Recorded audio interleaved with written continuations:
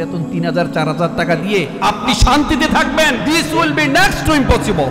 যে ইমাম সাহেবের পেছনে সমাজের নামিদামি লোকেরা নামাজ আদায় করেন, সেই ইমামের মাসিক বেতন ৩,০০০ টাকা। ভাবা যায়? অথচ সেই ইমাম সাহেবেরও আছে স্ত্রী সন্তান, আছে পরিবার। আর ইমাম সাহেবের বেতন যদি হয় ৩,০০০, তাহলে মুয়াজ্জিনের বেতন কত ভাবুন একবার।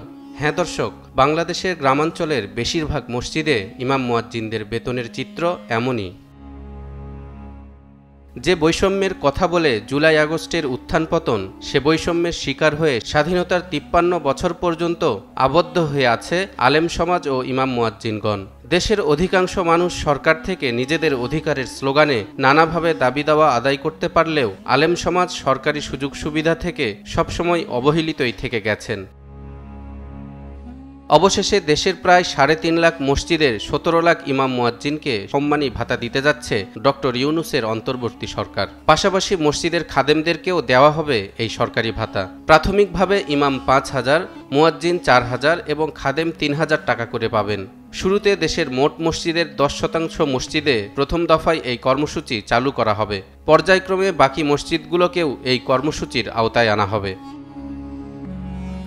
সম্প্রতি ইসলামিক ফাউন্ডেশন সারা দেশের মসজিদগুলোর তালিকা করতে ৭ সদস্যের একটি কমিটি গঠন করেছে। মসজিদ ব্যবস্থাপনা নীতিমালা ২০০৬ যুগোপযোগী করা এবং গত বছরের জেলা প্রশাসক সম্মেলনের সিদ্ধান্ত অনুযায়ী ধর্মীয় প্রতিষ্ঠানগুলোর ইমাম মুয়াজ্জিন ও খাদেমদের সামাজিক নিরাপত্তা বেষ্টনীর আওতায় সরকার থেকে সম্মানী প্রদান করা হবে বলে কমিটি গঠনের অফিস আদেশে বলা হয়েছে। কমিটির প্রধান করা হয়েছে প্রতিষ্ঠানটির সচিব মোহাম্মদ ইসমাইল হোসেনকে। কমিটির প্রধান ও ইসলামিক ফাউন্ডেশনের সচিব মোহাম্মদ ইসমাইল হোসেন গণমাধ্যমকে বলেন, সারা দেশে অন্তত ৩.৫ লাখ মসজিদ রয়েছে। এসব মসজিদে ১৭ লাখের বেশি ইমাম ও মুয়াজ্জিন রয়েছেন। এর বাইরে শহরের মসজিদগুলোতে খাদেম রয়েছেন। সরকার পরীক্ষামূলকভাবে প্রথম দফায় দেশের ১০% মসজিদে এ কর্মসূচি চালু করবে। পরে ধাপে ধাপে সব মসজিদ এর আওতায় আসবে। কর্মসূচির আওতায় প্রতিটি মসজিদকে ১২,০০০ টাকা করে দেয়া হবে। এদিকে অন্তর্বর্তী সরকারের নেয়া ইমাম মুয়াজ্জিনদের সরকারি ভাতা চালুর উদ্যোগকে স্বাগত জানিয়েছেন দেশের ইমাম মুয়াজ্জিন ও খতিবরা। তারা বলছেন, দেশের ইতিহাসে এ সিদ্ধান্ত স্মরণীয় হয়ে থাকবে। তবে তারা আগে গ্রামাঞ্চলের ইমামদেরকে দিয়ে পরবর্তীতে শহরের ইমামদেরকে যুক্ত করার পরামর্শ দিয়েছেন। কারণ শহরের ইমামদের অনেক ক্ষেত্রে বেতনের চেয়ে বাড়তি আয়ের সুযোগ থাকে। অন্যদিকে মফস্বলের বেশিরভাগ ইমাম তাদের মাসিক বেতনটুকুও ঠিক মতন পান না।